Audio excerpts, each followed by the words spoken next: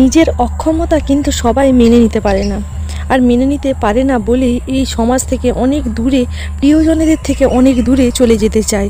আর সেই রকমই ঘটনা ঘটলো আজকে ফরাগের জীবনে। একটা সুস্থ মানুষ যখন ছিল তখন অনেক রকম অন্যায়, অনেক রকম অত্যাচার করে বেরিয়েছে, কিন্তু যখন সে আজকে অক্ষম, নিজের ভুল বুঝতে পেরেছে, নিজের প্রায়শ্চিত্ত করার চেষ্টা করছে, তখন কিন্তু সে আর পারলো না নিজেকে এইখানে ধরে রাখতে।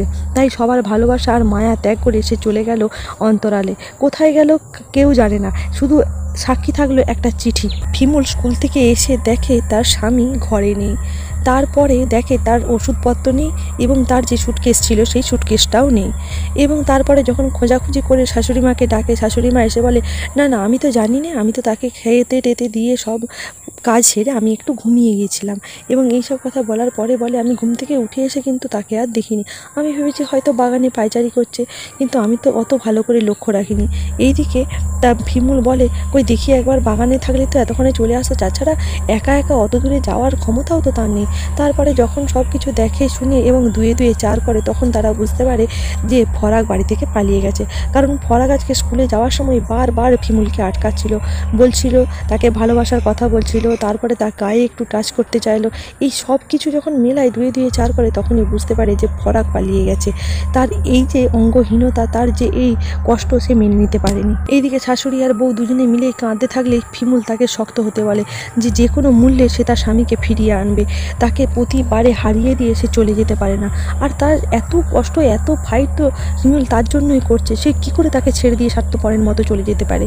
ইতিমধ্যে ঘরে যখন এইসব আলোচনা করে, তখন পিপাসা বৌদি এবং পাড়ার যে আরও সব বৌদিরা আছে তারা সেখানে আসে। ফিমুল তাদেরকে তাড়াহুড়ো করে উপরে ডেকে সমস্ত কথা খুলে বলে। তারা বলে, আর এক মুহূর্ত বিলম্ব করা যাবে না, এখনই তাকে যেতে হবে যে তার স্যারের কাছে, ও পুলিশ অফিসারের কাছে। আর যেখানে যেখানে যেতে হয়, যেখানে যেখানে খবর দরকার হয়, সেখানে সেখানে তারা সবাই মিলে যাবে এবং পাড়ার ওই ছেলেটাকে তারা উদ্ধার করে আনবে। কারণ এটা শুধু ফিমুলের ব্যাপার নয়, একটা অসুস্থ মানুষ, আর তাদের পাড়ার একটা মানুষ এরকম ভালো যে হয়ে গেছে, তাকে কিছুতেই হারিয়ে দিতে পারে না।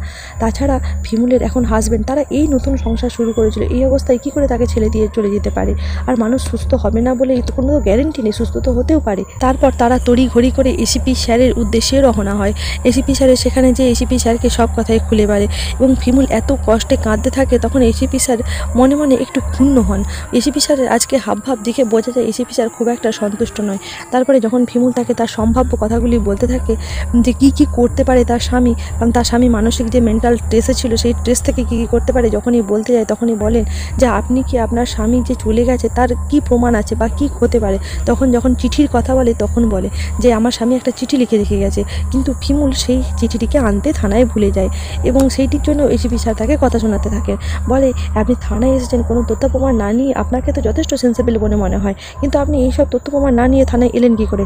তারপরে ফিমুল যখন বলে যে তার স্বামী এরকম অসুস্থ, তার পুলিশ অফিসার হিসাবে তাকে খোঁজ করার কথা বলেন, যে হসপিটাল বা কোনো স্টেশনে বেশি দূর যেতে পারবে না, এরকম স্টেশন দেখে সব জায়গাতেই খবর নিতে বলেন। তখন এসিপি স্যার বলেন যে আমি পুলিশে চাকরি করি, কোথায় কখন কি করতে হবে সেটুকু আমার জ্ঞান আছে। তারপরে অফিসার যখন চায়ের অফার করে, তখন ফিমুলটা বলে, আমাদের মানসিক অবস্থা ভালো নয়, তাই আপনি অফার করেছেন ঠিক আছে, আমরা চাটা খেতে পারবো না। তখন আবার স্যার রেগে গিয়ে বলেন, আমার ভদ্রতার খাতিরে আমি আপনাদেরকে অফারটা করেছি, আপনারা খাবেন না খাবেন আপনার ব্যাপার। এইদিকে ফিমুলের এরকম হাঁপাহাঁপি কান্না দেখে তখন বলেন, আপনার সাথে তো আপনার স্বামীর সম্পর্ক ভালো ছিল না, এরকম কথাই তো শুনেছিলাম, কিন্তু আপনাকে তো দেখে মনে হচ্ছে না যে আমরা স্বামীর সাথে আমরা সম্পর্ক ভালো নয়। ফিমুল তখন বলে যে সম্পর্ক খারাপ থাকে আবার ভালোও থাকে, কখনো কখনো খারাপ, কখনো কখনো ভালো। তারপরেও সবথেকে বড় কথা হলো সে তার স্বামী, আর স্বামীর খোঁজ করবে না স্ত্রী হয়ে এমন কোনো মেয়ে নেই, বিশেষ করে তো তার মতো। তাছাড়া তার এই যে চাকরিটা করছে সে তার দয়াতেই করছে।